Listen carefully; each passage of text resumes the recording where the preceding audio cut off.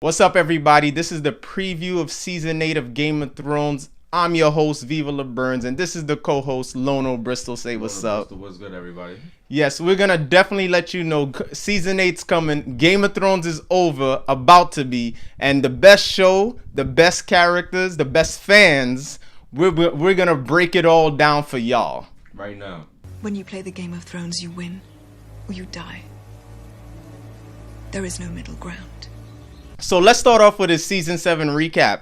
So right now, Season 7 ended. Everybody's headed to the north. Mm-hmm. You know, we got Jon Snow and Daenerys and Daenerys' whole fleet coming through. Sansa's ruling in the north for now. She's trying to keep the Lords of the North in bay because, you know, they switching sides. She's doing a good job. Doing a great job. For once. Arya, well, you can't say for once. She just... Well, we're going to get into that.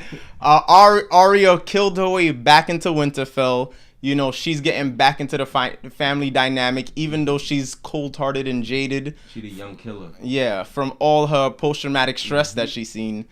And now we got Bran coming back from beyond the wall as, you know, this super... Professor X. Professor X. In the flesh. Professor Super X. Raven. Third Eye Raven. He's back. He's ready to help everybody. They got all the ancillary pieces. Now, Jaime's in limbo, which he last time we saw him, he left Cersei on the most, probably one of the most G scenes. Deuces. It was like, yo, you're not gonna kill me. Dipped out. And then took his arm with him, all of that. Cersei's now holding down King's Landing with a few allies that she's got. And she's, for the situation she is, doing a pretty good job, in my opinion. With a little baby in her belly, right? Yes. Yeah, with a so baby in her belly. Allegedly she's pregnant and she's trying to claim the throne as a Lannister queen. And now that we got that, let's start off with Jon Snow. You know, Jon Snow right now, King of the North, or was now, I guess he gave up to Daenerys. How do you feel about Jon Snow, the issues and the problems he's gonna face entering Season 8? I think he's gonna be in a tough decision, like a lot of tough predicaments, because he's gonna be dealing with Daenerys. He's gonna be dealing with his sister. He's dealing with Bran. I feel like Bran is gonna at some point gonna drop a bombshell on him. Okay. That's gonna fuck his whole head up, and then he has to lead everybody into war. And then Cersei, she's more of a vet than him. Cersei and the pirate guy Euron, they're more of a vet than him. They're more, even though he's good and he still is someone that you would look at like he has to reach his potential. He's gonna be dealing with a lot of shit, and I feel like he might get outsmarted. He's going to get outsmarted at something that he's not gonna be prepared for. Is gonna catch him for sure. Yeah, definitely. While you mentioned that, I do see Jon he's preparing everyone the war. Where to me, Jon is the wall breaker in everything that he does. Like at Winterfell, he was the bastard. Like you're not supposed to be here, but he's there. Then now he's one of the few high-born people allegedly at the Night's Watch, where the Night Watch is full of, you know, rapists, prisoners. But he's like, nah, I'm the son of Ned Starks. But at the wall, what did he do? He bought the wildlings. And then now he bought the wildlings to Castle Black. He also bought them to the north, and they're like free people. Like, and now he's trying to get everyone in the realm to come together and fight, you know, living versus the dead. So like John Wall is like a break of walls. John Wall. John Wall, my bad. John Wall, wrong guy. But Jon Snow is like a break of walls in that sense, where he's trying to, none of this bastard rule don't make sense. This wildling rule don't make sense. None of this makes this.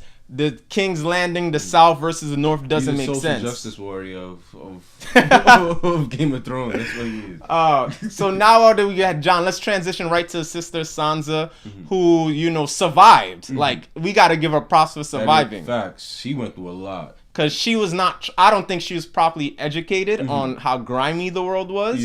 And she got a first-hand education how grimy the world was through the grimiest people.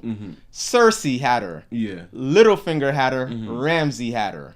The worst people. And Jeffrey. Oh, Joffrey, yeah. Like all of them. She went through hell. She went through the but she learned how to manipulate people, when to do this, and I felt like in season 7, her short time as Lady of Winterfell, she's holding it down. I don't think Arya understood, like, yo, this is politics. We gotta play to people's egos, play to their strength, play to their weaknesses. She's holding it down, and I predict that she's gonna be the one to focus them on winning the whole Game of Thrones. You think?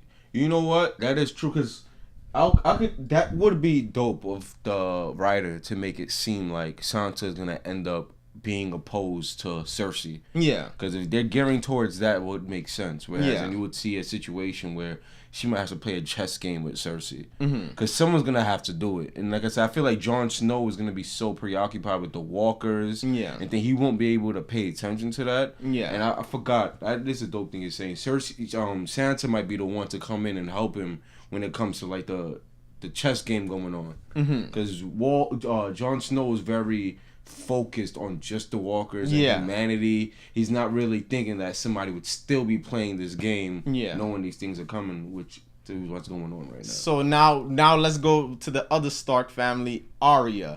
So Arya's an interesting. I know she's a fan favorite, but Arya to me is the least experienced out of everybody because she has not been in Westeros. She has not been playing politics, where she's just been in ISO mode since she left King's Landing. It was her and the Hound. Then after the Hound, she went to Essos and training with the Faceless Men. She's sort of been like how Goku was when Goku was training. It's just like everybody's fighting, everybody's getting in drama, and you're on the side training. So when she tried to press Sansa's like, where were you? like you can't just come out just because you skilled fighter. You got to remember, Arya has never been in a battle, which it looks like this will be her first battle. I know Arya looks like nothing scares me anymore, but she's really the only one that's never experienced a war battle. I'll give you that. She's been running this, that. She's almost been a commoner, to be honest. She's been like a mercenary in a sense. She's just been in and out in different situations. I do think, I don't know if the word inexperienced is the best to describe her, but I do think she's about to like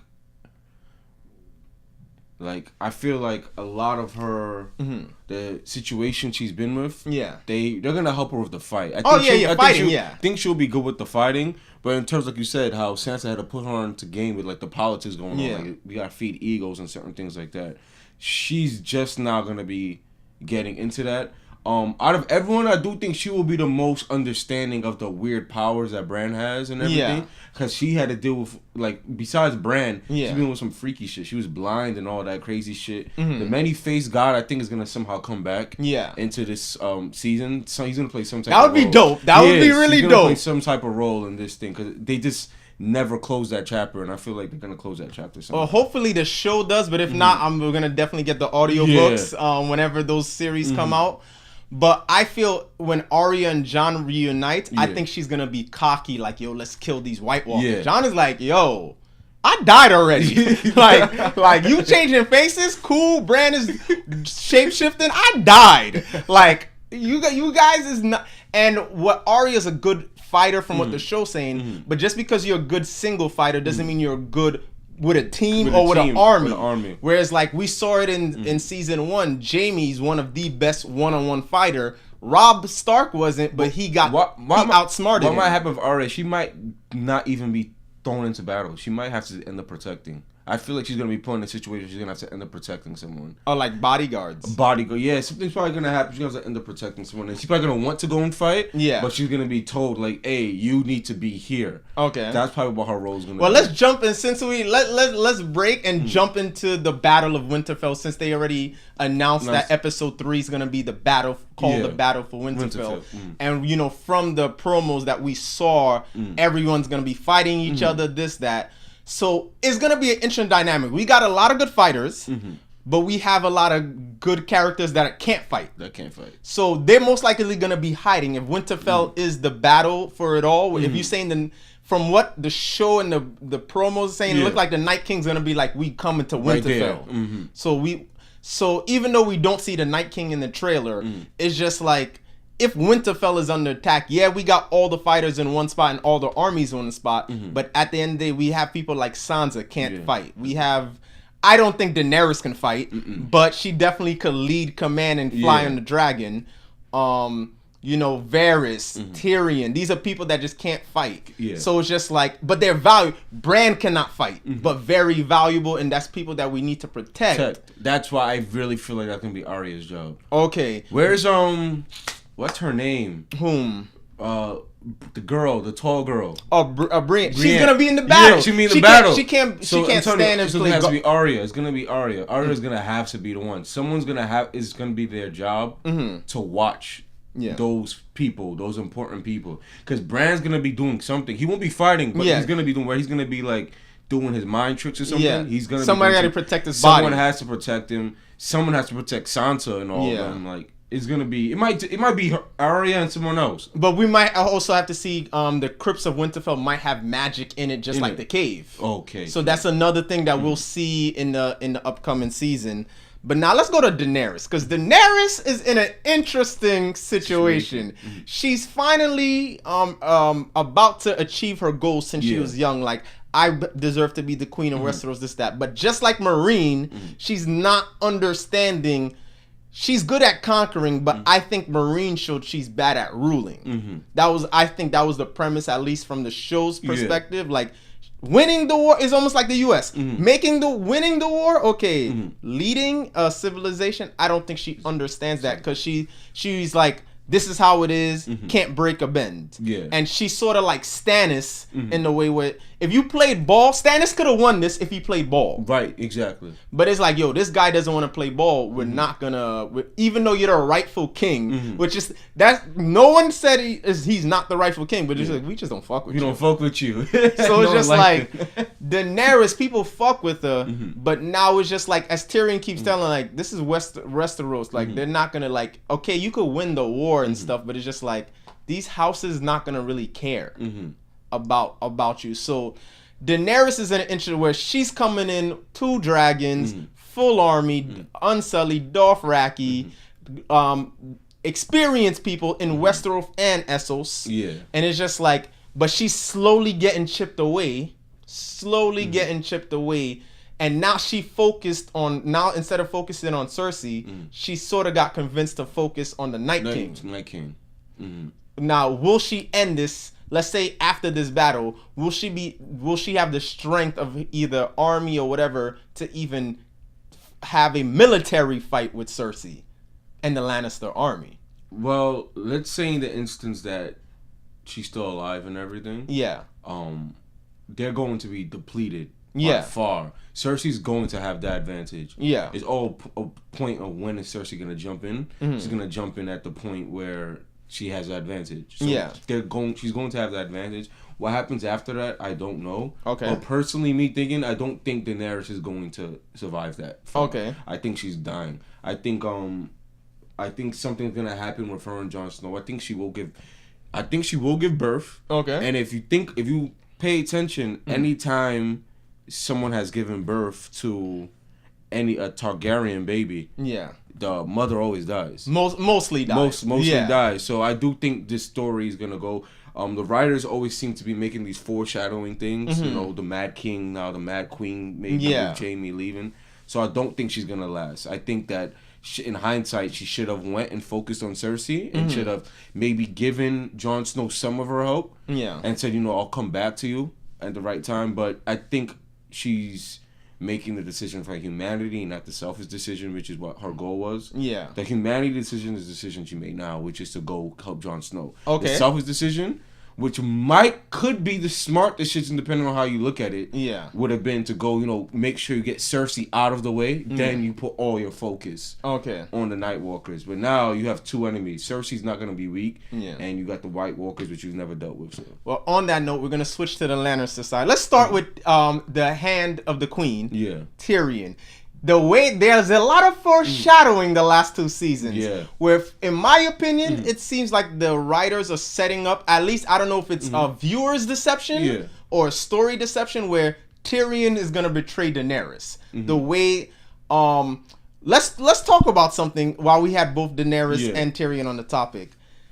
Daenerys looked like she was undermined. If you rewatch season 7, first it starts off with what you call it, the her alliance was Euron knew that they were gonna go to Dorne to get the full Dorne army and come back, and Euron intercepted it and took out Lady Olenna's people and also the Sand Snakes. So and the Greyjoys. So it was just like, okay, that was convenient. Also, when Tyrion devised the battle plan to take over Casterly Rock, Jaime knew that they were gonna do that, and Jaime emptied out Casterly Rock and sort of set up a trap, and then blew up and then Euron came from behind and blew up the Unsullied ship. Two, that's sus. Another thing that was sus was that they didn't know Jon Snow was the King of the North. I don't know if it was bad writing, but you have Varys, you have all these people. You did not know Jon Snow was the King of the North. So that means they thought that Ramsay Bolton was still up there. Yeah. That's a problem. I think it's Varys. Varys is the betrayer. I think so. I don't think it's Tyrion. If you look this show, they always have opposites and they always stick to their core thing. Varys has always been the opposite of Littlefinger. Yeah. And no matter what, he always goes to who he think might be the winning side. Yeah. And like I'm telling you, the smart decision could be maybe like from is that, hey, let Jon Snow, Daenerys go to the White Walkers and get depleted. Cersei comes in when everyone's weak and wins. Varys is always, his game is always, listen, I'm gonna be on the winning team. I don't care who it is. He might be looking at it as that way. It's like, Cersei's going to have the upper hand at this point. From the outside looking in, Cersei will have the upper hand because she's not jumping in the battle, and when she jumps in, she's jumping in when she has an advantage. But let's look at it. But why would Varys from the beginning? Because before Daenerys made a first move, that means Varys would have had to give this secret information. Yeah.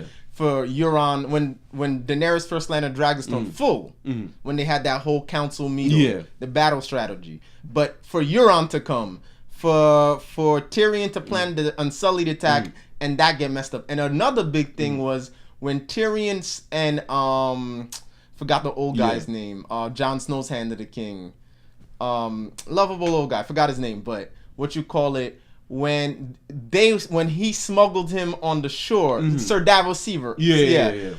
When Tyrion had that secret meetup with Jaime, it's just like when Jaime went to tell Cersei's like, I already knew. How did she already? This is what I'm telling you. It's Varys, man. I understand that, children, but the little why kids. would Varys betray before? It wasn't like Cersei made her first move like, oh, let me change my mind. It was just like from get-go. Because maybe Varys, all of these things happen after Jon Snow gets introduced to Daenerys. All of these No. These things happen before. Before, because if I'm I think Varys sees the weakness that you see in Daenerys, where she doesn't know how to rule. Yeah, and that a vet will be able to take these things from her. Yeah, and Varys is always about being on the winning team, and if you look at it, Cersei is playing it the right way. If you had to tell me who's going to win, I will pick Cersei. Like, you take away your bias and your fandom. I would take Cersei because she's not playing.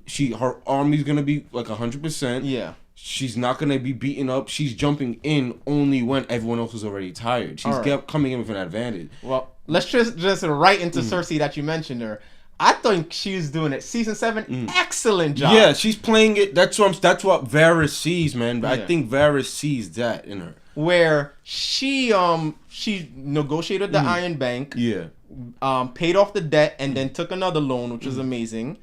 She controlled her impulses, where that's what her downfall was in all the previous seasons. Yeah. Whether it was with the Fate Militant, her father, the Tyrells, she was just, I'm mad, I'm gonna do this. Yeah. Where she could have killed Tyrion, but she's like, Tyrion alive in that one-on-one meeting is more valuable to me. Where you could see she wanted to murk him, and Tyrion know that he could have died in that meeting, but it's just like, I need him.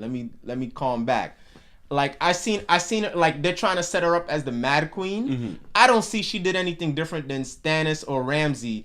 It's just like, maybe she's a woman and they're like, oh man, the Mad Queen. The reason why I think they've seen the Mad Queen thing, because she's gone through so much, like, traumatic experiences. Mm-hmm. Her son, like even Children, even for conquering stuff, kids just died. Yeah, like the kid jumped off the roof. She blew up. Like all her kids are dying. That was one of the biggest deaths. That one was just like that threw me off. I didn't see that. I thought my TV froze. I was like, yo, this dude's just sitting, standing there like that. I was like, oh shit! Like, and he just walked off. That shit was lit. I was like, how is he gonna die? That whole episode, that first 10 minutes, that episode was one of the best episodes. The music was oh my fire. God. That was lit, son. I do think Cersei's been playing the game proper. That's the dope thing with the show with the writer. He makes you everyone you feel like you hate. At some point you like them. Yeah. People you like at some point you hate them. They always something you can always nitpick. It's like no one's perfect. Are we talking about nitpick? I'm gonna go back. I still think the way the Littlefinger death was grimy, and I don't think it was. I know I'm not gonna blame the show. It's a tough show to write when the book's not done yet. But I was just like. Littlefinger went out like that. Like I think he should have got a better death than that. No, I honestly thought he could have. There was so many opportunity to play the game. Like he could have challenged Bran. Yeah. The show just went. Bran said it. It's over. It's over. And it was just like nah. It was just like I trial by combat. Something. This that. He was just like yo take me out. No trial by combat. Like something. Yeah. Like he didn't. He could have just. I deny it all. Bran's like I saw it in my vision. So, like fuck your vision. What the Lords of the Vale like? Did they really see Bran's vision? We're just trusting Bran. He's the Lord. Lord now. It's just like I verbally I thought he could have fought it more, but I get it. Like they needed to kill him, but technically what they did to him was sort of grimy.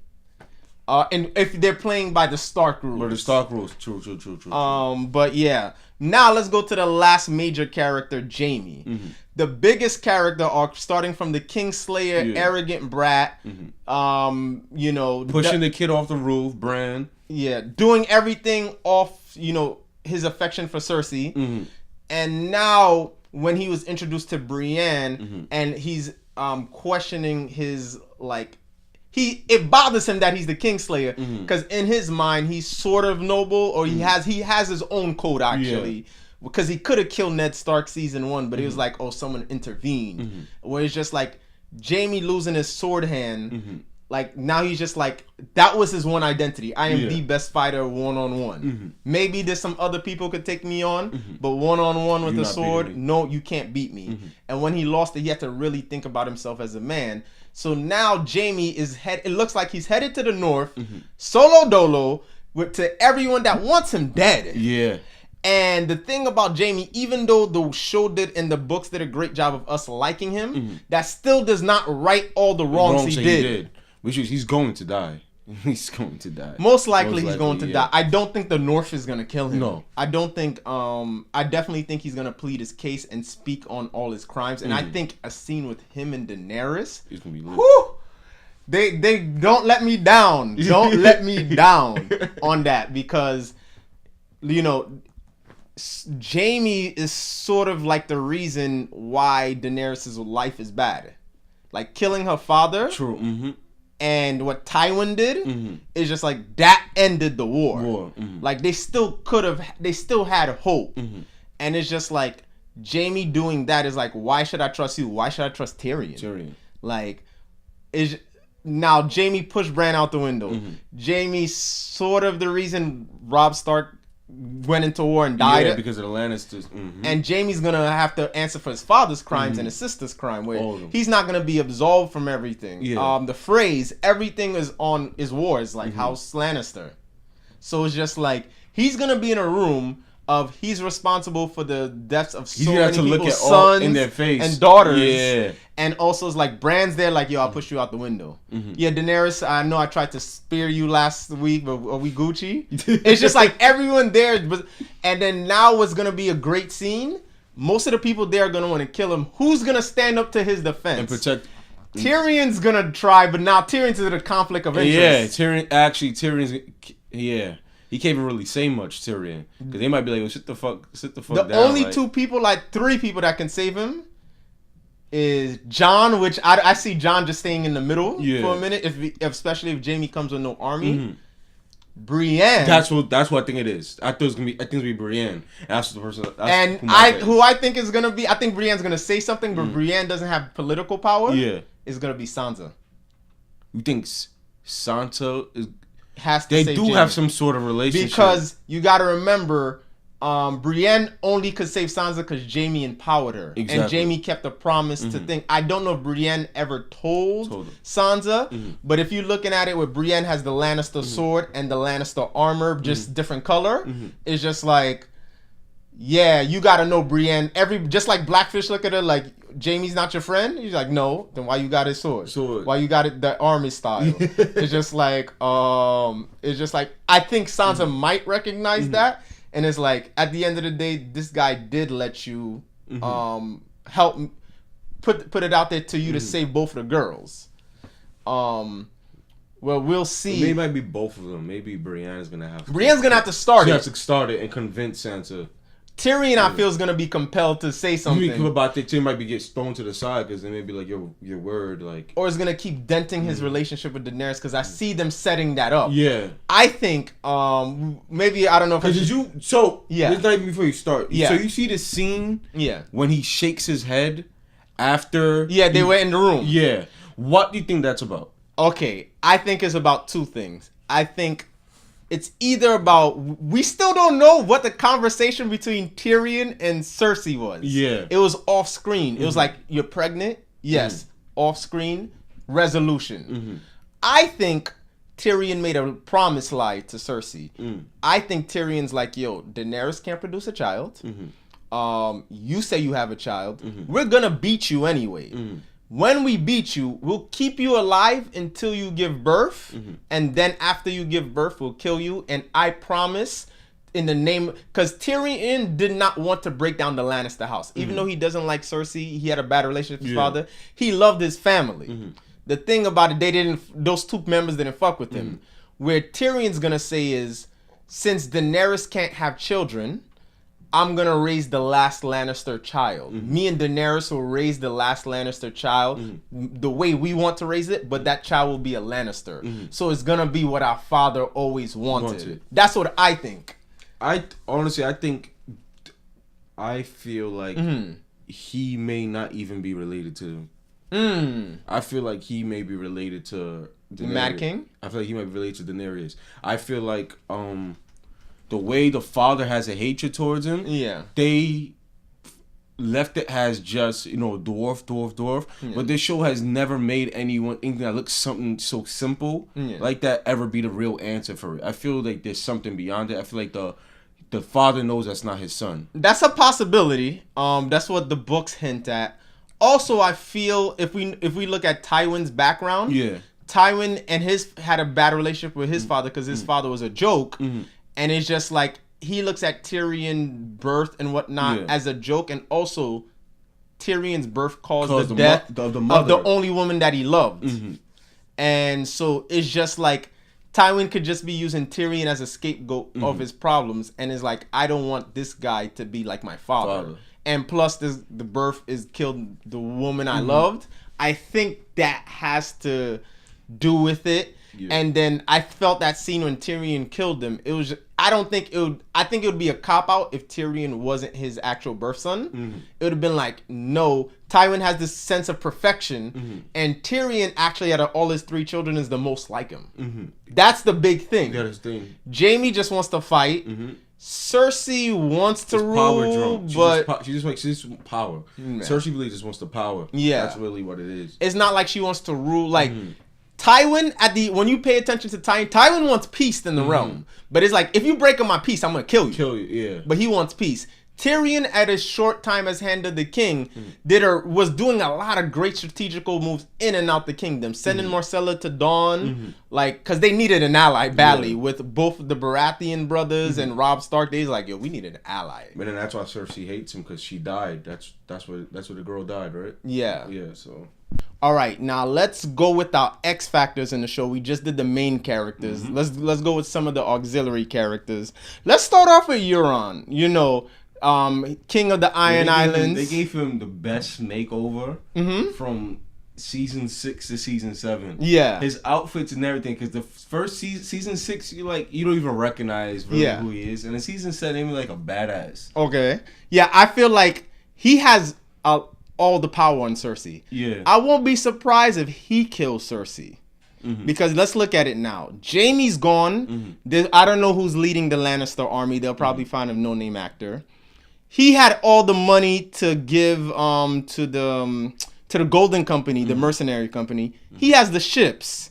He's a good fighter himself. So he's really Cersei's all power, just like I think that Iron Bank was alluding to. Yeah. So I don't know how the Golden Company is gonna come in. I feel what Cersei is gonna do with them is either do two things: have them come and take over the South, like Storm's End, Highgarden, Dorne, because all of those places are without leaders, or have the Golden Company attack the North from the back while the Night King's coming south. That is only those two options. I do think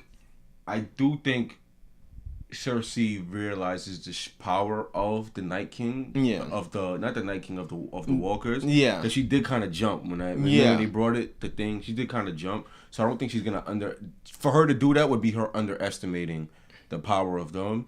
I think she will jump in. Like, her plan is to jump in at some point, but she's gonna jump in when it looks like one side is about to beat the other.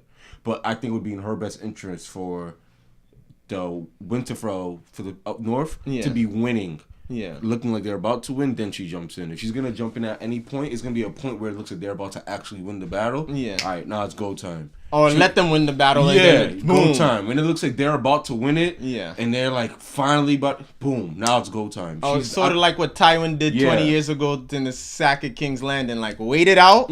Oh, what? Robert Baratheon won the battle? Rhaegar's dead? All right, let's take it over. Yeah, because she does not know anything about those walkers, and she doesn't want to deal with them. Yeah, she got Daenerys has the dragons, Jon Snow has the dragons. Let them deal with all of the walkers. Yeah, when they clear all of them niggas out, bet now she's gonna jump in. And another thing she could do is good old politics, a propaganda campaign. Where it's like, get all the lords of the South, where a lot of them before this battle don't fuck with her. But she's like, yo, Daenerys just burnt the Tarleys. If she's gonna burn y'all too. Like, she could just spin it sort of how like Trump is spinning it. Where it's just like, hey, they're gonna, the Dothraki are here. It's not a like, they're really up north. They're coming down to rape your daughters. Like, she sort of said it to the Lords of the Reach to convince them to fight Lady Olenna. Yeah. But now I think she's gonna have the time to do a full smear campaign to the whole South. I'm like, yo, everyone that's not in the North, leave the North alone. All the lords and Westeros, and she has the physical army to be like, no, you with us. Yeah, but I think she has a heavy hand. I don't even think she's worried about the people down south. I think they will fall in line. I think she's gonna make them fall in line. Yeah, she will make them fall in line. I don't think she has any worries about them. I think she does, because she's low on numbers. Dorne has a fresh army and no leader. No leader. Where you another house, if you don't give them time, like let's say forget the show, like the store, the world. Yeah. If you give them time, another house is gonna claim it and like, oh yeah, Dorne. You gotta remember from the beginning, at least the show has a fresh army. That's a problem. Yeah. Dorne, and I guess the Vale just went into the Battle of the Bastards. But you can't have a fresh army and then have now almost like how with the War of the Five Kings now have like all these different battles. I don't think Cersei could afford that. Where it's just like, we got to take care of Dorne. Oh, Lady Olenna's dead. We got to take the rest of her people. You're probably right. While they're fighting, she'll probably be handling that side of things, getting things in order, getting as much people on her side. Because she knows if they win, their army's going to be depleted, and then she'll have a local army. At the end of the day, the mercenary they paid her money. Once the money's up, it's a wrap. It's like, sorry, we did what we did. You paid us. I'm out. And then she's going to be asked out. Where I think she's either going to take the mercenary company and just attack the North from the South. Yeah. Like giving them no escape. Or, let's take this time, build up our army locally, get our campaign together. Even if I lose, they don't want you. Yeah. They don't want you. And then Daenerys is going to have a problem where even if she takes over King's Landing, it's like nobody really wants you. So there. even though you kill Cersei, you're gonna have to kill another family from another kingdom. You're gonna have to kill another family. Nobody wants you, and that could be like maybe the end of the season where Daenerys is just like, damn, I waited my whole life here. I'm winning this war, but nobody wants me to rule them. Whereas Meereen, half of the people did want her to rule, and half the slaves did, and the other people didn't. The Dothraki, she sort of did the miracle to convince them. Or first she married Khal Drogo and got a small set. Then she gave them a miracle and got them all to believe. But I think Tyrion understands there's nothing you're gonna do to Westerosi people to be like, yes, my leader. Yeah. And that's what we don't know, if Daenerys is gonna be a governor. And I feel that's something that we gonna have to look at. Now let's get into some other major characters. Let's talk about our boy the Night King. Coming in with full swag, no words, the most scary. Is this guy another character like does he have two sides that we just don't know? I believe there's something like that going on with him. I believe there's this whole, they keep talking about circle. This whole show is like foreshadowing circles, people connected to one another. Kim and Bran only have that power. Bran, he was able to see Bran in the werewolf net? In the werewolf net. Yeah, there's something weird going on. They're gonna explain that he was somebody that we've been introduced to before, or we've heard about, or an old story about. I feel like he's somebody. He's connected to it. If he's not them, he's connected to that person. Because it has to be something bigger than just, coming to kill everybody. Okay. Yeah, it has to be something bigger than that. I feel like there could have been some type of pact or thing that he didn't break. The humans broke. And he's like, yo, we made a truce whatever thousands years ago. Y'all fucking it up. I don't know what happened exactly, why he decided to come at that time, but it's like, yo. But also, now that we know he's a green seer, he could have saw something that didn't happen yet. That was gonna kill him. And it's like, you know what? I gotta get ready. Just like how the first Three-Eye Raven, the Crow, had like, yo, we gotta get Bran to the up to the wall. Up to the wall. So it's just like, there could be something that already happened or something that's going to happen. Maybe, and then another thing we got to explore is the need for children. The need for children, yes. The need for children. Where, would it be interesting? Maybe he wants the child of ice and fire, Daenerys's and Jon's child. That's what, that's what I've been, like, thinking in my head. It's something about that child that he wants. If they have that. We're assuming, I think 99.9% sure they're going to have a kid. Okay. Like, I'm pretty sure. I think that in terms of the Night King, I think there's a reason why they showed Bran's effect on Hodor.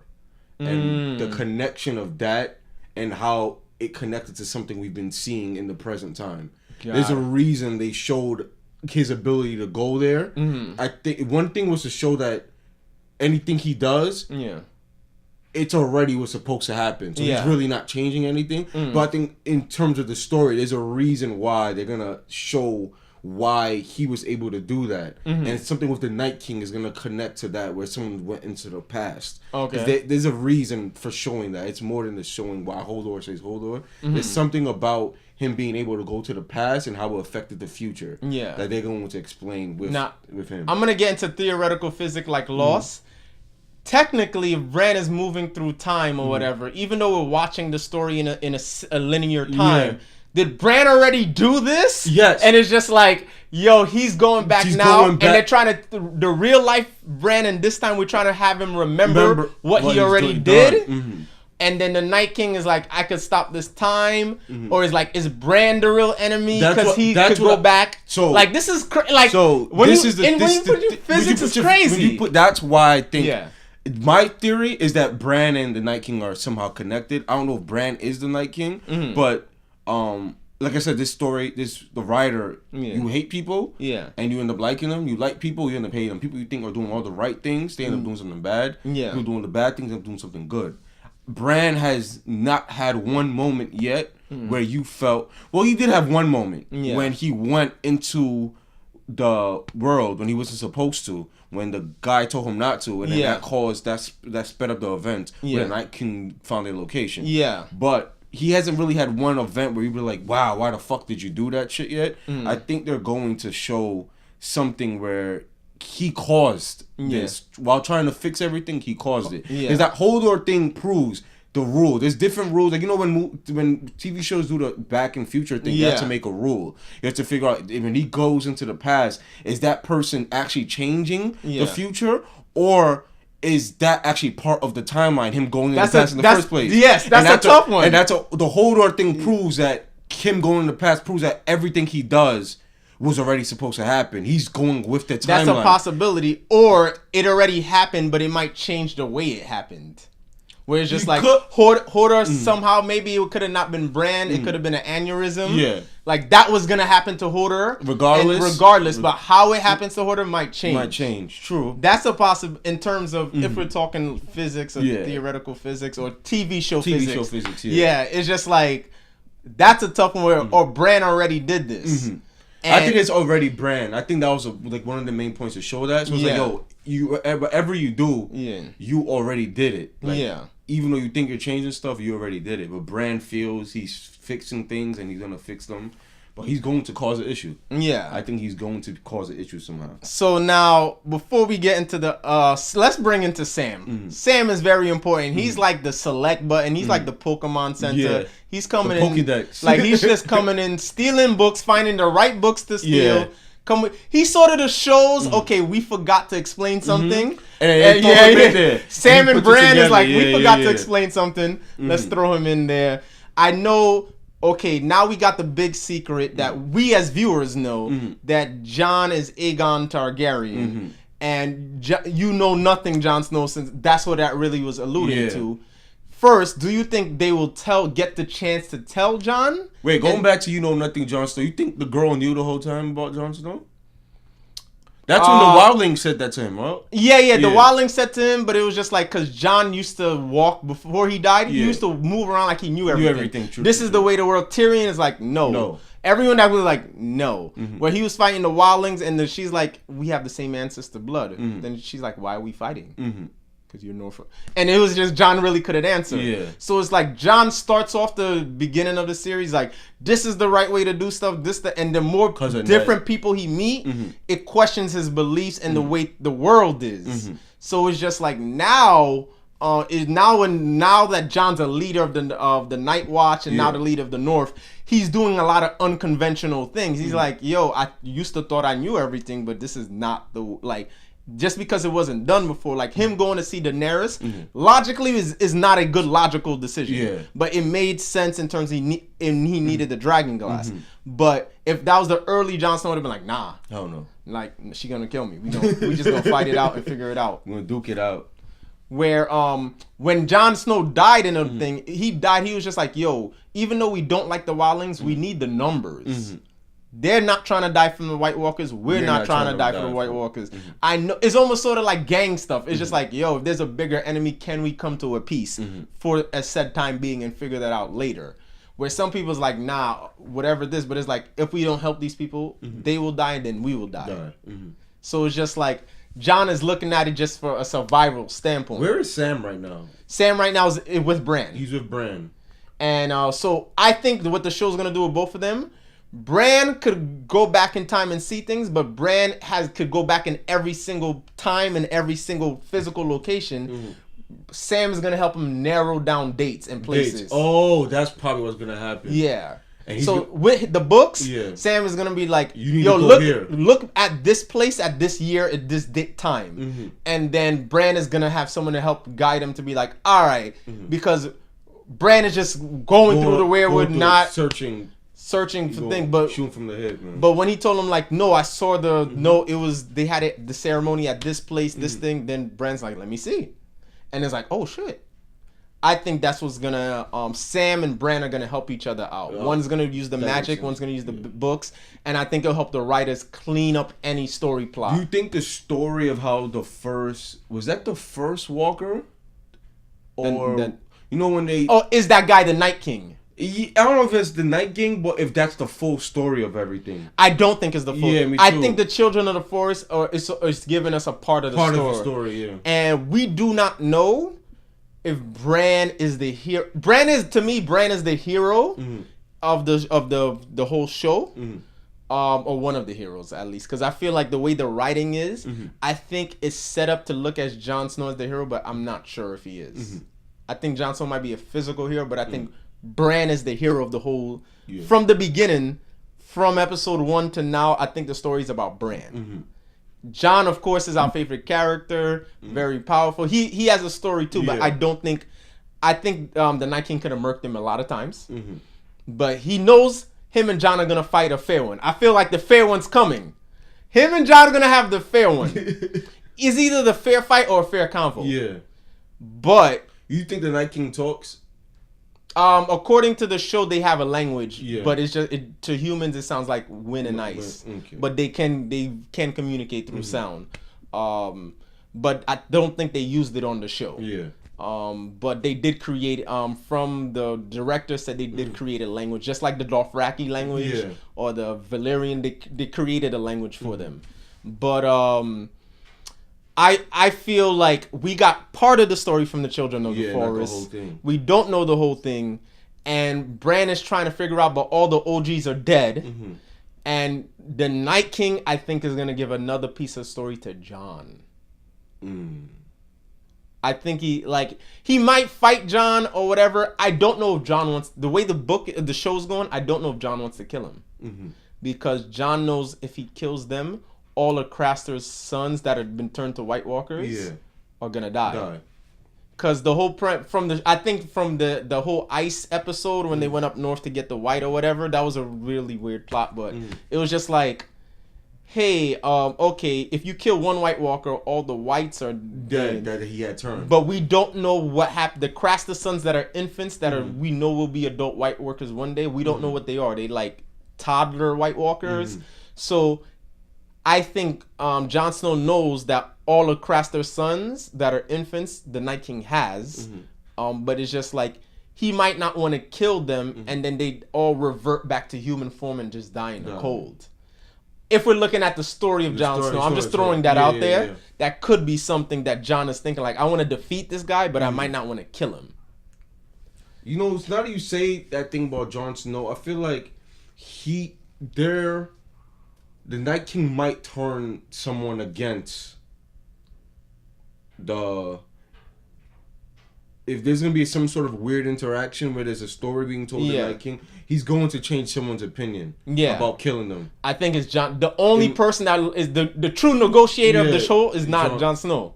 He's the only one that I'll talk to Daenerys. I'll talk to the Wildling. I'll talk to Mance Rayder. I'll talk to Sir Alice. Like, he's the only one that will, like, let's talk to Cersei. He's like, nah, Cersei don't want to hear this bullshit. Nah, let's talk to Cersei. We have to have a truce. It is just like, I think he's going to get to fight him, but I don't know if it'll lead to any of their death yet. I think there will be some type of... I think Jon, some way, will try to negotiate with him. I think Bran is going to try to kill him, and Night King is going to kill Bran. Them two is on site. Yeah. If you rewatch the show, I feel whenever Bran is... If you look, the Night King is looking for Bran physically. But Bran probably didn't... When he was with Hodor and Meera and all of that, he's looking for Bran. Because anytime the Night Watch was there, it's just like, he could have killed Sam. They could have killed Sam. They didn't kill him. Jon Snow, when Jon Snow went to save the Wildlings at Hardhome, even that's a great battle. What you call it... He let one of the White Walkers fight Jon Snow one-on-one. Let me see what this guy got. And it's like, okay, that's a little impressive looking at the hill. But it's like, there was 5 White Walkers. If they wanted to go, like, jump him, they could have. But it's like, yo, let's get the Jon Snow guy. And then with the water thing, it was just like, he just wanted to... he keeps flexing on Jon Snow. Like, we gonna fight, but not now. He probably saw it. Like, we gonna fight, but not now. No. It might be Bran. I'm telling you, there's something with Bran and him, man. Something with him and Bran. We'll see. With Bran time traveling, maybe Bran was part of all. Maybe the Night King is trying to get to Bran to stop the Night King from being around. But it looks like Bran and the Night King are the only ones with that green seeing power. So it's just like, that's technically, if his only equal. Yeah, that's what I like. On like from what you're saying, it might even be to the point of maybe the Night King is trying to get to Bran to stop the Night King from existing. Maybe the Night King doesn't want to exist, and something. But why about Bran? Because if he has the same power. Because maybe he's seeing that Bran is the one that caused his existence in the first place. So maybe he's trying to get to Bran to stop Bran. Maybe the same way Bran is trying to find a way to stop him. Yeah. Maybe that's just like you see how when they killed the first third of Raven. Yeah. The Night King's like, I'm murking it myself. Like it was something like Personal, I got, and then he was about to kill Bran too, but luckily Bran got away. But it was just like there's something, I don't know, because they have the same weirwood net power. It's like, nah, I gotta murk this guy. Jon Snow, whatever, he's nothing. But it's just like I gotta murk this guy. So we're gonna have to see. They're gonna definitely have a fight now with the Night King on a dragon. Do you really think he'll be in the Battle of Winterfell? The army of the dead seems they're gonna be there. Doesn't mean the Night King himself will be there. I think. Do you really think the Night King's gonna let somebody else ride the dragon? No. I think he's gonna draw them out. If I was him, if his real so far from what I see, I think his objective is to kill Bran. I wouldn't go in the battle first. I'll let everyone go, destroy Winterfell, make them escape, then come down with the dragon. Because I think they're gonna show the dragons. The Viserion, that's Viserion here. Yeah. Right? Yeah, he's definitely killing one of his brothers. One of his brothers he's definitely gonna take down. I don't know which one of the brothers he's gonna get. He's gonna get one of them. Yeah. I think Jon Snow and him are gonna have their first interaction will probably on both of them riding a dragon. That's dangerous. That'll probably be their first interaction. That is dangerous. Him and him will probably be both on dragons. That would be dope to see, but that's dangerous. That would be dope as hell. That's probably gonna be their first interaction. Both of them on dragons. What happened to both? Yeah, that's like crazy. Yeah, that's gonna be lit. But I think the dragons will end up gonna fighting each other on their own. Viserion and they don't know how they're gonna die. Who's gonna die? So I don't know if we want to touch Varys again in terms of let's both touch Varys because this one important question: do you think Varys is gonna stay loyal? No, me neither. But I think the only reason I say that because the way the show's been teasing that for the last 3 seasons, and then she had to give him a threat. Yeah, and then she gave him the threat, and it's like he's going to at some point. Varys is in his gut, so you know what? But I think Varys already betrayed her. I don't think Varys is gonna get the chance to do anything new. I think she's gonna find out something. Yeah, sooner or later. I think Tyrion is going to betray her. You think so? I think Tyrion's gonna have a chance. I don't think the show setting up Daenerys versus Tyrion different viewpoints. That I see. Like that last season, like go back at it when they're having a discussion. It's like they're both like they're working with each other, but they both trust each other. And I saw the mirror of Tywin and the Mad King because the histories Tywin and the Mad King were like best friends when they were young. And then as time went on, they just went distant. And whether it was like jealousy, envy, or true, maybe Tywin was sabotaging, we'll never know. Because, Mad King's dead, so Tywin gets to rewrite history.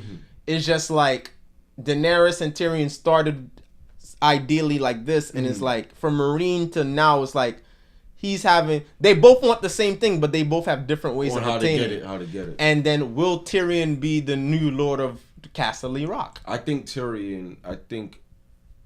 the show's pushing towards Tyrion being at some sort of like by the end of the season he'll be in a powerful position. Tyrion, because it's like he always should have been in a powerful position, and he hasn't really gotten the opportunity. He's getting it now with Daenerys, but it's not even like he's in the real powerful position. He's kind of her side. I think Tyrion's gonna be put in a position where he will be at the top. I don't think he'll necessarily be a king. I don't think they'll put Tyrion as a king, but I think he might be in a position like how Tywin was with Joffrey, where Joffrey's the king, but Tywin was the one calling all the shots. I think Tyrion's gonna be put in some sort of position like that.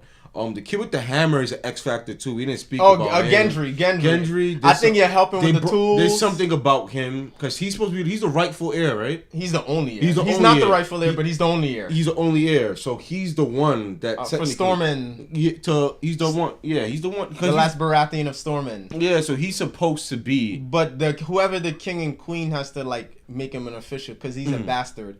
The two things I think the way the story will end. I think they're gonna end bastardism in the terms of if you notice the story has a lot of bastards, I feel like if Jon Snow's the king or whether he's alive or not, it's just like, yo, we need to end this bastard law. And then also, I think Tyrion's gonna insert a court, a real court, not because even Tyrion's been in 3 trials. Yeah, you know, he's one in the Vale with Lady Arryn. Then he was one in King's Landing for Joffrey. Then when he went to meet Daenerys is like, why shouldn't I kill you right now? So it's just like, but at the end of the day, his mercy was based on who's ruling. So it wasn't really a fair legal system. Yeah. I think so. Whatever happens when they talk about breaking the wheel, I think they're gonna Tyrion. If I still see Tyrion making it, I think he's gonna try to implement somewhere down the line. It doesn't have to be like season the final, but like as Canada the King or as your future king, we're gonna have a more fairer legal system. Yeah. Where any person could defend themselves without harm of the government. Yeah. And too much treason. I do think just get to death plots and prediction. Who do you think is dying? Okay. I think Grey Worm is definitely dying. Oh yeah, he has to go. Grey Worm is dying. I think Jaime's dying. Grey Worm is the main Unsullied. The Unsullied, he's out. He's out. Jaime is dying. Brienne, I'm 50-50 on. Me too. That Mountain is dying. But the Hound I think is killing him. I don't think it's the Hound killing him. You think it's gonna kill? I think Arya's gonna kill him. You think Arya's gonna kill the Mountain? If you pay attention, go back. So you think Mountain's gonna kill the Hound and Arya will kill the Mountain? Because they're gonna fight. Mountain and the Hound will have an interaction. So if maybe if Hound doesn't kill Mountain but Mountain dies from someone else, it means Mountain's gonna kill the Hound. I personally think since episode 3, 4, 5, they've been setting, this whole show has been setting you up for Arya to kill the Mountain. I know they're trying to show you Arya and Cersei on the list plot line, but if you're looking at look back at all her training versus Syrio Farrell. Is Syrio Farrell's teaching her what Oberyn? Yeah. You can't just be hacking with this thing. You gotta move smart, you gotta move fast, because those guys with the big heavy swords and armor get tired. So with the water dancing, chasing the cats. Then with Jaqen H'ghar as the faceless man, what did she learn? To be quick, to be smart. You not use your eyes, use your senses. Don't just use what your eyes tell you. You use your wits, use your this. So it's just like now she's able, and I think her fighting Brienne one-on-one as a training, she can defeat people bigger than her by her quickness and smarts. I would say, from what you're saying, you're right, and I'm agreeing you're right, which means that I do think the Mountain's gonna kill the Hound, because they will have interaction. Oh yeah, they're going to have some sort of interaction, and if the Hound doesn't think he's going to kill, I don't think the Hound's gonna kill him. I don't think they're gonna fight from the convo that they had. I think they're going to fight because the Mountain's not even himself anymore. It's not even his brother. He's like he's like a like some weird monster. I rewatched that episode and he was just like, you know what's coming for you. It wasn't I'm coming for you. The reason why I say Arya is gonna kill the Mountain since the beginning, what the Mountain is known for, killing and raping. He kills and rapes children.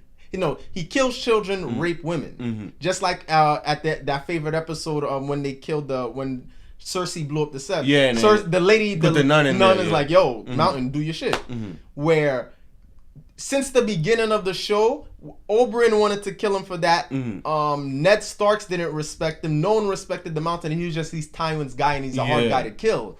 But since the beginning of the show, he has escaped justice. I think that's what his brother was telling him. Like, you've never got karma yet. You're the only person to not get karma. And I feel for all the killing of children. You remember in Harrenhal, at least the first actor that played the Mountain? Yeah.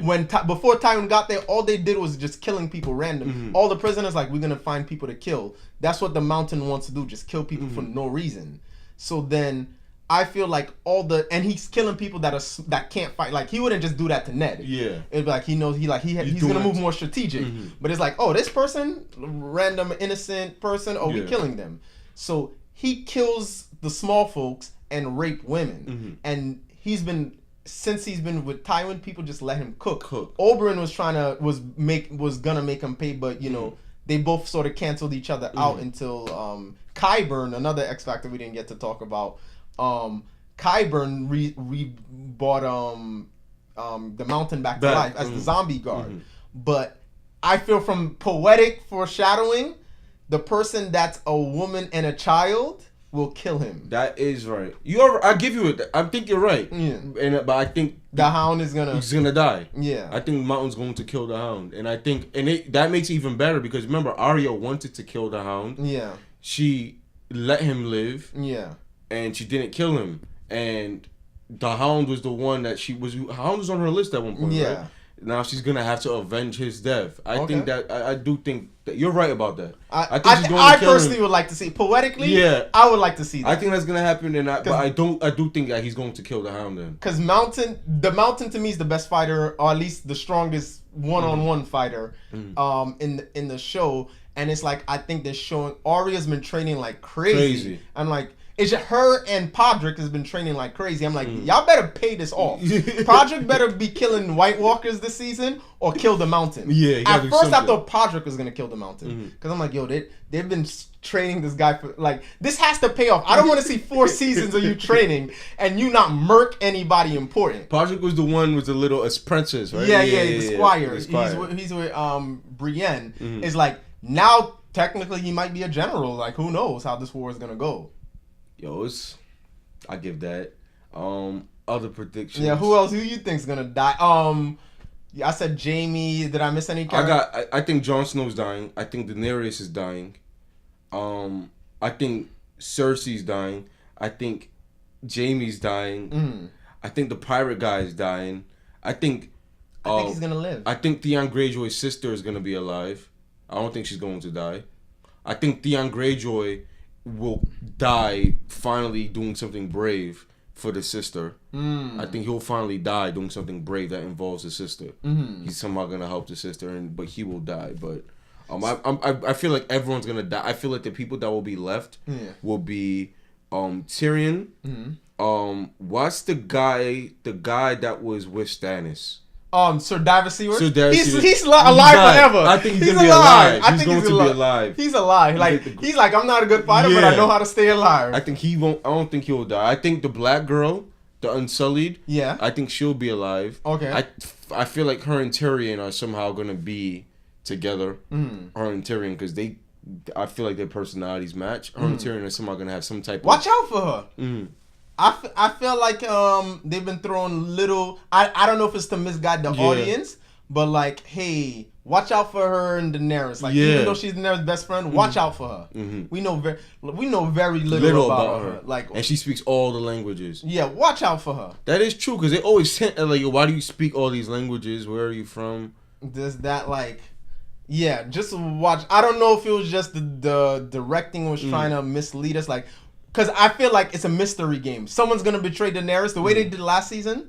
Who? Varys, Tyrion, Missandei. It's just like, who's going... Oh, yeah, Missandei is another one, man. Because she said she knows she's going to die. Oh, Melisandre, yeah. She said she's dying. Where were they? That was Dragonrock? Dragonstone, yeah. She said she knows she's dying at Dragonstone, right? I feel like she might have to sacrifice us. She's going to be in the battle. I feel like she's coming back to Winterfell. Yeah, but if she's going back to Winterfell, that means they're going to come back to Dragonstone somehow. Everyone's going to come out and be the Dragon. Because she's dying at Dragonstone. No, she did say Dragonstone. She's going to die in Westeros. That's what she said. Yeah, she's wherever she said she's going to die in Westeros? Yeah, it's somewhere in the country. Somewhere in the country. Right. So I feel like... she's going to help versus the Battle of the White Walker. If she stays alive, I think Jon Snow will kill her and keep the promise that she killed the little girl.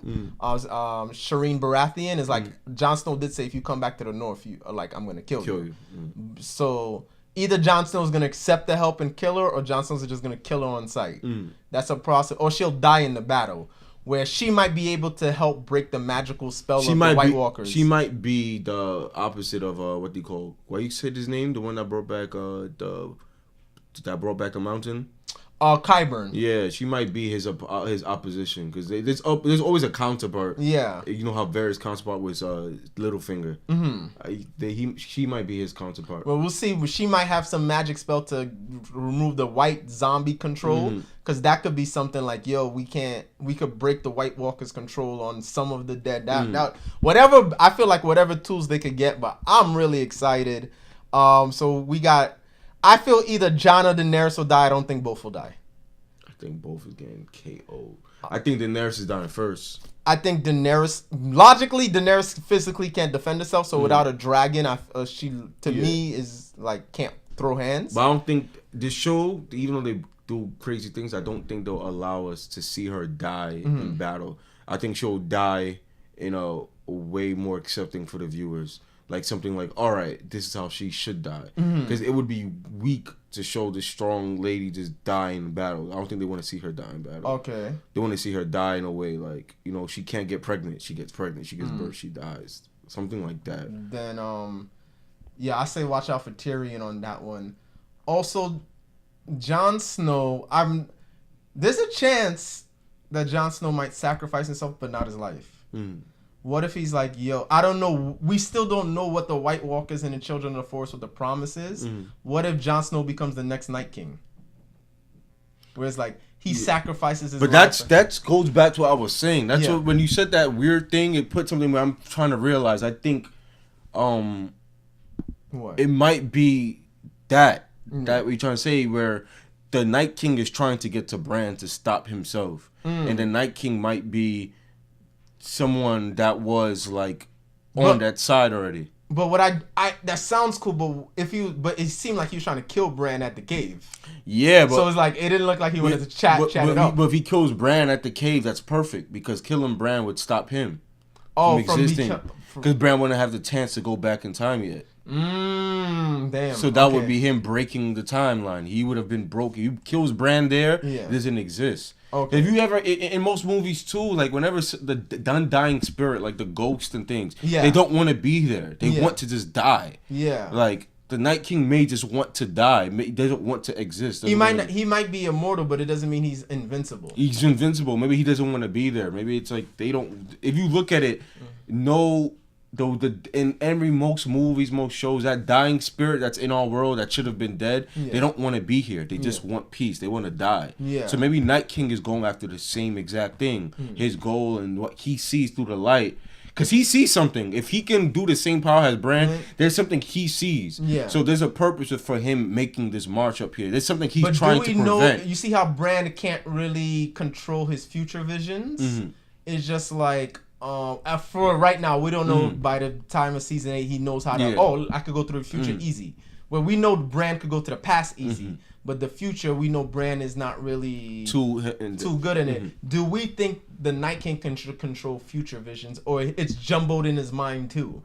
The future visions. Maybe. I think I feel like he's in the same situation as Bran, where they have a hunch on whatever they're trying. I feel him and Bran are both trying to stop something. Okay. I think they're both trying to stop something, and they both have an idea of where the direction is to stop it. Yeah. What you're saying makes sense. The Night King seems pretty focused on Bran. Yeah. That's what, when I look back, he seems pretty focused on Bran. Something with Bran, him killing Bran is going to stop something. The only thing I can see is if him stopping Bran will stop him. Because there's something Bran is about to do that he does not want Bran to do. Do you think the Night King dies? I don't think so. I think he'll be defeated. I don't know if he dies. I think it comes in another form. Okay. Like what you're saying, how Jon Snow might become the Night King. I need someone to take my place. I think it comes in another something. Yeah. There's like not a rumor, but like a lot of other YouTubers I've been watching them videos, saying like they think they're gonna Sam is the like you see how I say Bran's the stories about Bran from falling to the thing to now him battling the Night King. Yeah. Some people feel like the stories about Sam Tarly. He's the narrator of the story, and he's the one to find the magic or the cure to end this and act like. Sam's story, let's go back into Sam, where his father's like, yo, I want you to be a great man, you're a coward, and now you join the Maester Society. These are just people that write about great men. Yeah. Where it's just like, Sam is like, and then him seeing the bureaucracy of the Maesters, he's like, fuck this. And now Sam might actually, what he told Gilly in the beginning, like, yo, I want to be a wizard. Where Sam might actually find a magic or a spell or something in the books and it's like, yo, everyone's down in this battle. We don't have Bran or Melisandre. I gotta do this. I gotta step in. Melisandre's dead. I honestly don't think Melisandre brought Jon back to life, but Me neither. I think it was Sir Davos. She started the magic, but I feel like Davos finished the magic. Just from that scene. When he walks in the room, right? No, he was in the room, and then Melisandre tried to bring Jon Snow to life, and then then everybody leaves the room one by one, and it's just Davos left. And then Davos, I don't know if he did like put his hand over Jon, because Davos never believed in magic, but he asked Melisandre to bring Jon back to life. And it's just like, Melisandre's like, I tried, and everyone left, and then he just put his hand over Jon, where I don't know if this necessarily magic is for a specific person. Yeah. I feel like anyone can tap into the magic energy. Do you think the same thing that brought back Jon Snow is similar to the powers that the Night King is using to bring back people? It could be the same thing. That's what I'm trying. That's what I've been thinking. It might be like the same thing. But it's just like Melisandre believes the Night King is the evil one. Like, they could be using the same energy. Same energy. Bran and Night King could be using the same powers, the same And source. remember, that guy, and then there's something about that guy, too. Did he die yet? Remember the guy that kept dying? Sir Barrett, he has one more life left. One more life left. Okay. There's something about him that's explaining, like, why does he keep coming back? Why can't he die? Yeah, but he says every time he comes back, he loses less of himself. Loses less of himself, but what's bringing him back is the thing. He keeps talking about, the fire, the light. But I think they're all, you know how when they talk about, like, Jesus, Muslims, the religions, we all speak somehow similar, the same thing. Yeah. They all might just be speaking about the same thing. I think so, too. Yeah, and they all and that thing is bringing about what is that thing that's bringing people back? The old gods of this, that. Who's going back in time bringing these people back alive? It just might be an energy thing. Yeah, like I feel like there's something going. Someone's doing these things. It might be. We might get the answer to everything. Someone has been. All these coincidences and stuff that we've been seeing have been the doing of someone trying to do something. Okay. Someone with a power doing something. It's the same exact. We're definitely gonna see. Damn, this is. So back to the Sam thing. So a lot of people think Sam is gonna find something in the book to heal the Night King. Yeah, that's some people's opinions. I don't think we're getting a happy ending. I think. Oh no. But that doesn't mean is happy per se. A lot of people could die, and whatnot. That's some people's belief because they believe when they found the dragon glass and the thing, they think instead of the black dragon glass they saw. According to a screenshot, they saw green dragon glass, and green dragon glass allegedly from one of Sam's book heals people. Where dragon glass can heal people. Yeah. But also, I guess we see a hurt White Walkers, but I guess when people screenshot when him and Gilly was looking through the book, they saw the word heal. So maybe Sam heals the Night King or the White Walkers, and that's like a truce or something. That's what people when they were free. That's where the show is going. Where, of course, they're going to fight to the death, but maybe the other White Walkers or maybe the babies in whatever in the north, wherever they're at, could get healed. That's some people's opinion, where Sam is going to be the ultimate hero of the story. Where it's going to be, is it Bran? I feel one of those three will do it, or a combination will be the hero. I still think Jon is going to have some type of conversation with the Night King. Some interaction. I do think so, too. No, they're definitely going to fight, but I think they're going to have, like, I think Jon is going to be like, yo, what's your beef? And then if they can't figure it out, let's fight it out. But I want to see where Bran comes in this. Like, then Sam, it's a setup for, like, I think it's slow. It's either two things. Sam might be the whole narrator of this whole story. The story already happened and he's telling it to us while he's gathering all the information from the different kingdoms. Yeah. Or it's just like Sam could, we don't see it as viewers, but it would be very poetic if Sam is the hero. Like, yeah, Jon is the best fighter. Bran got all these powers, but I figured it out. That baby, the baby that Daenerys is going to have, what do you think is going to happen with that baby? Me and you are assuming that she's pregnant. I'm assuming she's going. And then throughout the season, we'll get to see her either give birth. Do you think? You know what baby we got to talk about? Gilly's baby. Yeah, that's another. That's a baby that we just casually forget it. I'm like, yo, this is one of Crassus kids, one of the ones that were promised to go to the guy. Yeah, to the Night King. So it's just like we just casually forget that Sam just stole a baby. Sam be stealing stuff. He steals books. He steals babies. He steals dragon glass. Stole his father's sword. This guy's a klepto. Yo, there's something with the babies and like another theory too. I could think of. I could see. Let's maybe Tyrion. Maybe Cersei does give birth, and Tyrion takes that baby, like you do say, and he brings that baby in, and he sort of, I don't know. I feel like this story could end any way. There's so much ways they could take this. They could go with the show. I do think it's gonna be it won't be a sad ending like a red wedding ending. Yeah. But it's going to be an ending where you leave. You don't leave feeling good or bad. Okay. You just feel like wow, that's how shit had to go. Okay. Let's make a bet or just verbal bet. Who kills Cersei? This is the tough one. I think we all feel Cersei's gonna die. It would be interesting if she doesn't die. But who kills Cersei? The easiest answer is Jaime. That's the easiest answer, is that Jaime would do it. Because he would be allowed back in. It's like a foreshadow, Mad King, Mad Queen. But who's closest to her? Physically? Yeah. Qyburn in the Mountain. Qyburn in the Mountain. Yeah, they too loyal to her. They're not. I don't know. This Qyburn guy is sus. Yeah. Like, is he working with Varys? That's what I'm really wondering. They both have relationships with the little whispering children. Yeah.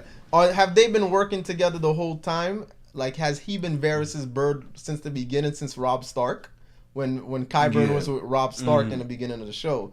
It's like, we really don't know.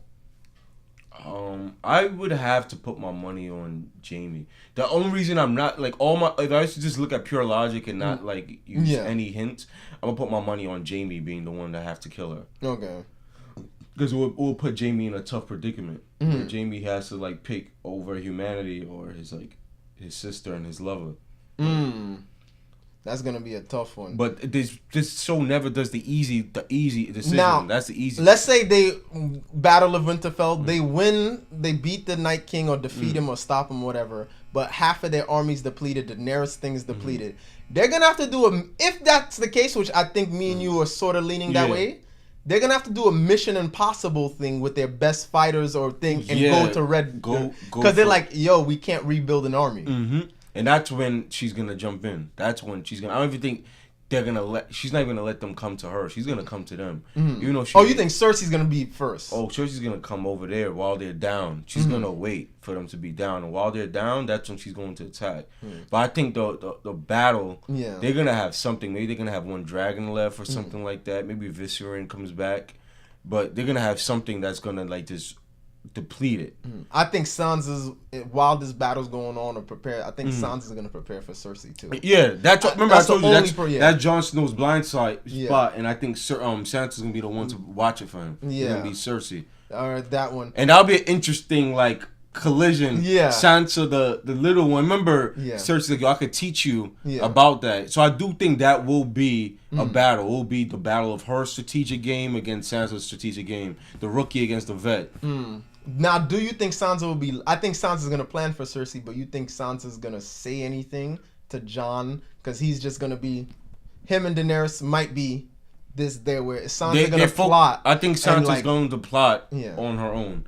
Because, like I said, Jon Snow is focused literally on just the walkers. And even though he's learned, he's still making some of the mistakes his father had, right? Which is like they just focus on that noble thing. The noble thing should just focus on that. I think Varys sees the same thing with Daenerys. Daenerys is sort of going into this whole, humanity thing. It's not about the game. And Varys is always like, yo, someone's always going to be playing this game. Someone's always going to be winning. The person who loses is always the one who decides to stop playing. There's only one person left playing, is Cersei. So that's why I think it's Varys that's trying to go. Tyrion, I think, is willing to die on his noble sword. I don't think Tyrion's going to die. He's willing to die on his noble sword. I think Tyrion's willing to die like, yo, I did the right thing and I'm willing to die because of that. I don't think Varys is not going to die because, hey, humanity's at stake. Varys is like, who the fuck? Like, no one cares about me. Yeah. I want to survive. I Yeah. think Varys is not. But he burned his. I agree, but he burned his bridge with Cersei helping. But Cersei's Tyrion. desperate. You know what? I want to rewatch that episode. Was Varys there when they all parlayed? In the group, Yeah. I think he was there. he was there, I okay. want to see how the look she gives. Yeah, You I want to alright, rewatch me that too. scene and look at the Mm-hmm. clues. Now we got 2 more things left. First, who's on the Iron Throne? I know we said who we think Mm-hmm. are gonna die. Who's calling the shots at the end of the day? Last second of the episode of the 6th episode. Who is calling the shots? I think somebody's child. I think is gonna be the one. No, not in the future. I'm talking like last episode. Yeah, I think somebody's child is going to be. You think an infant's gonna? Honestly, I think an infant is gonna be the one there. But since it's an infant and they Yeah. can't be there, I think honestly it's going to be Tyrion and the girl, the black girl. Forgot her name. Misandre? Yeah, I think Something like that. I think it's gonna be those two that are gonna be in charge, Okay. and they will have the child. Because I do feel at the end of the day, Tyrion's gonna be put in a position similar to what his father was with Joffrey, where he is going to be the one calling the shots, even though he is not the person. But because it seems like he's guaranteed, because to me he's been the best strategic person out of everybody. Besides his father. Yeah. Besides his father, he's been the best. Out of everyone, if you get him on your team, your team does a better job. Yeah. He hasn't gone anywhere and they've done worse. I think Tyrion has always been, wherever he's gone, they've done better. Like, I see either 2 people. Tyrion or Sansa. Sansa? I think Sansa's going to have the North. I think that she's going to have the North and she's going to restore her father and her mother's legacy. I think that's what they're gearing up for. I don't think she's going to die. I feel like the whole show she's been gearing up to be a queen. Yeah. Since her thing with Joffrey, the whatnot. You might be right. Maybe she will be married. She's still technically married to Tyrion if they want to count that. Yeah, you might be right. Maybe she'll be married to whoever is supposed to get the seat. Like we'll see, or maybe she like makes a claim for the Iron. Maybe you say what you say about Daenerys. Something happens to Daenerys, and she like, fuck it, I'm making a claim to the Iron Throne myself. Arya, Brienne, this Hound. Let's do a stealth Mission Impossible and take it. Jon is busy. We don't need everyone to take the thing. We could sneak up or cause a distraction. We know the Red Keep like the back of our hand. That's probably how they're going to defeat Cersei. That's probably going to be the only way to defeat Cersei, is that Cersei is going to be worrying about Jon Snow, and looking at Jon Snow focused only on the Walkers, thinking that she has Jon Snow, whereas in Sansa the whole time is like, I'm watching you, Cersei. And when Cersei's not paying attention, she goes and does her thing with Cersei. That might be it. I would like to see that. Yeah, because I honestly, that's what it looks like. All right, so me and you got Tyrion. I got Tyrion, maybe Sansa, or a combination. Yeah, I think I'm for combination. Yeah, because I feel like Tyrion can't do it by himself. Sansa can't do it by herself. Jon Snow will see how his whole parentage played. Then lastly, Do you think they revealed to him that he's? Do you think he'll ever be revealed the truth about himself? I'm gonna say yes, because they already told us that episode 3 is the battle, so they're gonna have 2 episodes of him in Winterfell. While Daenerys is alive, he'll know, or will he find out after Daenerys is dead? Well, if she dies, well, do you think he'll know? I think he's gonna. The way the show's setting up, since they already told us that episode 3 is the first major battle that we'll know of. That's mean the first 2 episodes is not. They're gonna be preparing for battle, and we already know Jon Snow and Daenerys are on their way, so they have to reach Winterfell by episode 1. So there's gonna be since the episodes are longer too, there's gonna be 70-minute episode 1 and maybe a 80-minute episode 2, and it's just like all of them are in Winterfell. There's gonna be plenty of time for Bran and Sam to tell him. Now, if he tells Daenerys, it'll be interesting. Yeah, that would be interesting. I think it would have been great if he didn't know. Yeah, but at the end of the day, like his character is so driven by who his mother Who is. he is and so it's everything. just he like needs to know that answer. Yeah. they're gonna tell him who his mother is, and like what? Then they're gonna tell him his name. Like he's just gonna be completely mind fucked. Now, will he be mind fucked before the battle? That's true. To tell someone like, you know, your aunt was really your mom, and then the Rhaegar was really your the father. lady you just smashes your aunt. Yeah, that's the third part of it. Yeah. And then actually you're the rightful king of thing. Like saying all those three, we know who your mom is, we know that, and what? Then we got to tell you who your real father is. Then we got to tell you you're not a bastard. And then we got to tell you you're the rightful king of Westeros. Yeah. And then we got to tell you you smashed your aunt. And then it's just like Jon was so focused on the Night King. Yeah. This story is gonna break, like, mentally take him Fuck back. him out. So will Sam and Bran like, yo, I don't think we should tell him until after the battle. After. That's what I'm trying to say. Yeah. And I'm saying, will he ever find out? That'd be I would cry, and like if he ended the episode and he just didn't know. Didn't know. Like, you know nothing. Like, oh, like damn. He died. Imagine he dies not knowing. Oh my gosh. So let's end this off with our favorite battles. Like we got a lot of battles. A couple of, what are some of your favorite army battles and one-on-one battles? From the, I could start off. Yeah. One of my favorite was the first Blackwater Bay, in the sense of the build up to the battle, where we knew Stannis was coming with his army and his brother's army that he just stole, a fleet. We knew Tywin was running up in the north, losing to Robb. Yeah. And it's just Joffrey's being a dickhead. Like Joffrey's like, yo, I'm murking everybody. Tyrion's like, yo, I was battling up the. These guys are real. Yo, Robb was beating our ass, and Stannis is way better than Robb. It's just like, nah. Until Joffrey saw the battle in his door, like, nah, I can't do this. Can't fuck with this shit. So it's just like the build up to that battle with the whole wildfire in the bay. Even though like that's their early battle, and they had better cinematic battles, that one to me was just like, all the little details, like Bronn and Hound about to fight, where Bronn before battles like to sing and get happy. He's like, yo, we might die. The Hound is quiet and thing, and just they're as generals, their personalities are clashing. And then the whole transfer of leadership, where everyone's like listening to Joffrey, but then Tyrion's like, I'm trying to be alive. Fuck this shit. We doing this. Yeah, A, B, C, and D. And then Joffrey gets pulled out the war. The Hound is nervous with the fire, and it's just like, yo, it's just Tyrion's like led the battle, became a war command out of nothing. My favorite one is when she brings when Jaime first sees the dragon in person. Oh, the field of fire too. Yeah, okay. I like that. Cause I like the face. They were like, wow, this is real.